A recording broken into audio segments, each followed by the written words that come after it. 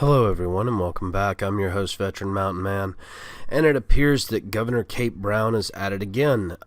This report is actually about a deal that she brokered with some business organizations in order to defeat several ballot measures that would have compartmentalized some of Oregon's businesses to protect them from taxation. Now, here you go. Here's the actual allegation.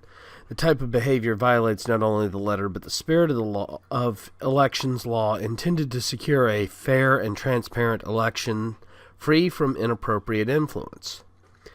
And what they mean by this is that it is alleged that Governor Brown is involved in an agreement that may have required money to change hands in order to get it working. The complaint is dealing with Governor Brown's re-election campaign, which started on July 5th and was under the arrangement of a public sector union who withdrew a proposal that would force publicly traded companies to reveal tax information to the public. In exchange, officials from major corporations would oppose ballot measures 103 and 104. Now, 103 would stop sales taxing of groceries, and 104 would have added additional conditions onto the state legislature for creating new taxes. Now, during the deal, it is alleged that a payoff made on July 3rd by Nike of $100,000 to a political action committee called Common Good Fund was distributed as part of the arrangement. Now, the Common Good Fund hasn't reported spending any money, and its Nike employee, Julia Brim Edwards, has not given any public information as to why the PAC was formed. The elections complaint has been created anonymously by a Portland citizen, and they are demanding that all considerations be looked at here. Now, this is on the heels of many different allegations, including Governor Brown being backed by the unions exclusively in the state, and that all of her campaign contributions have come from unions and out-of-state contributors, including George Soros.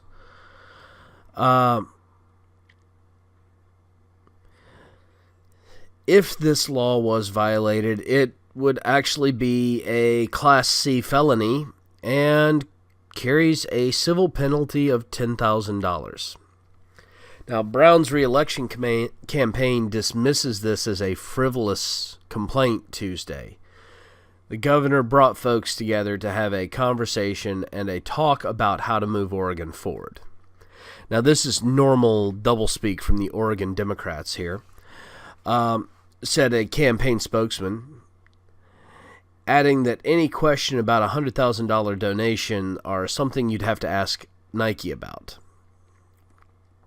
A spokesman for the AFSCME Council 75 said the union had only just seen the complaint, but believed it was without merit.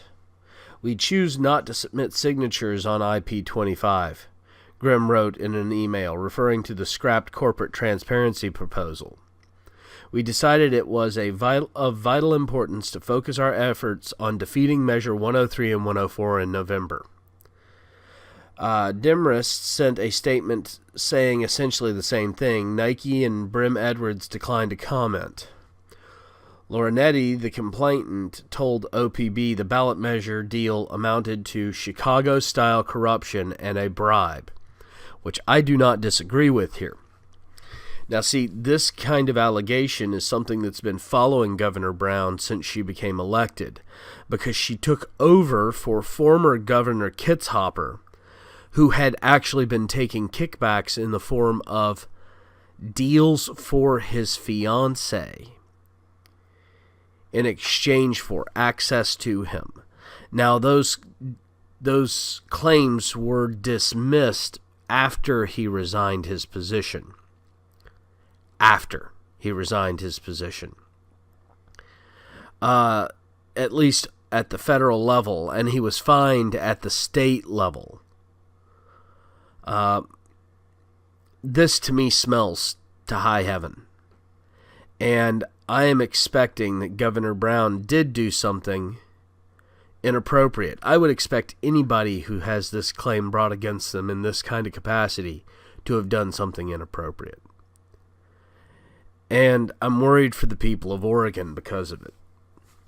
Because they have been stuck under this kind of corruption for more than 30 years.